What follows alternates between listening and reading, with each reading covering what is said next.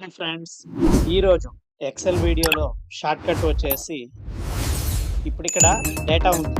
అంటే ఇక్కడ example department name ఉంది, కంట్రీ ఉంది. అట్లాగే మనకి ఇక్కడ మిడిల్లో డేటా ఉంది. ఈ మిడిల్లో ఉన్న డేటా అనేది మనకి ఏమి అవ్వాలంటే రిమైనింగ్ సెల్స్లో కూడా ఆటోమేటిక్గా పేస్ట్ అవ్వాలి.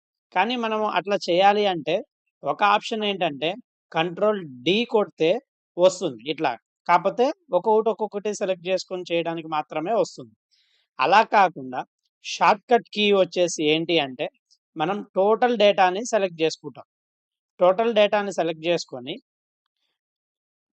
కంట్రోల్ జీ ఆప్షన్ ప్రెస్ చేస్తే మనకి ఇక్కడ గో టు స్పెషల్లోకి వెళ్తుంది. ఈ స్పెషల్ సెలెక్ట్ చేసి బ్లాంక్స్ సెలెక్ట్ చేయాలి.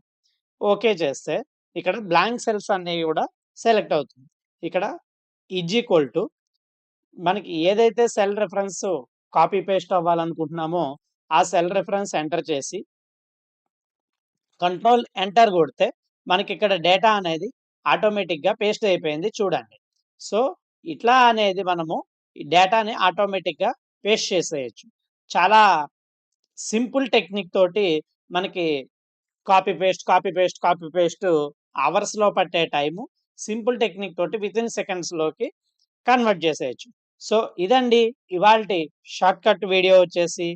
ఈ వీడియో కనుక మీకు నచ్చినట్లయితే లైక్ చేయండి, షేర్ చేయండి, అలాగే నా ఛానల్ సబ్స్క్రైబ్ చేయండి.